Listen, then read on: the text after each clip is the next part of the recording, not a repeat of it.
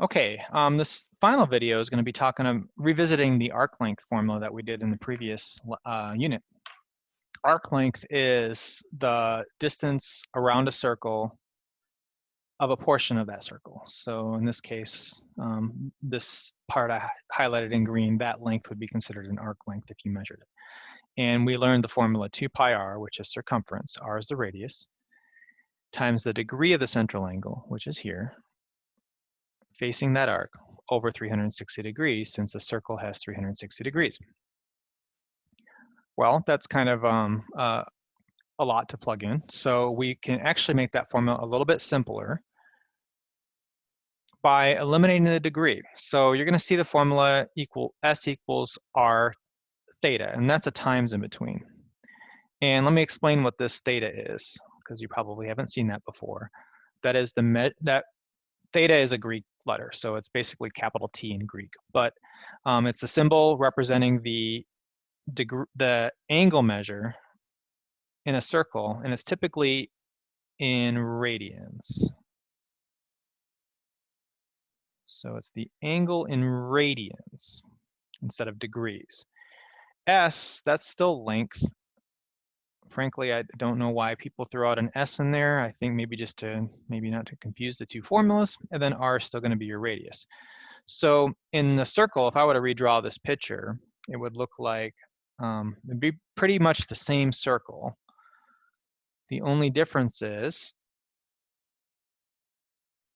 this would be theta would be like the angle in radians. R is still the radius. And then instead of it being called L, that's called S, but it still represents the length. Okay, so that is your formula. It's just two things multiplied together, the radius times the radian measure. So let's show how that works, okay? I'll just give you an example, and then in the next video, we'll talk about actually making some calculations. So you can just watch this one right now so you can get an idea. In the previous unit, we had talked about arc length with a central angle of, in this case, let's say 60 degrees. And I have a radius of 5 units. I want to know what is that length here? And I just called it X because I didn't want to confuse L and S. So we're going to call that length X in this case. In the previous formula, 2 pi r times degree over 360, if X is your length,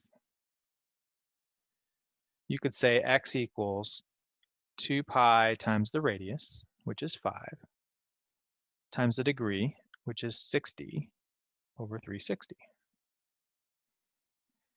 And if I were to make a calculation, you could put that in Desmos. I'm going to use my calculator here since it's right there.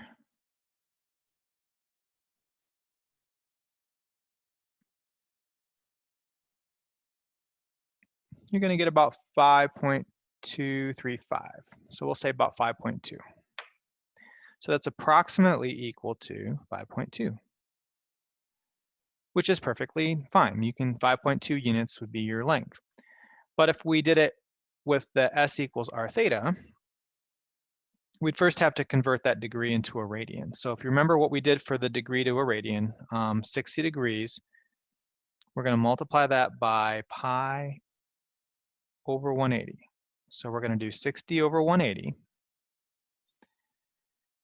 And 6 out of 18 is 3. So that's going to be 30 pi. Or 6 out of 18 is 1/3, excuse me. So that's going to be 1/3 times pi. Or you can write pi over 3. So as a radian measure, 60 degrees is pi over 3. Well, you can take that and times it by your radius. So your length is going to be 5 times pi over 3. Now, if you have it already in a radian, it's much easier to just multiply those two together to convert back to a degree. So let's do a calculation, and let's make sure 5 times pi over 3 gives you the same thing.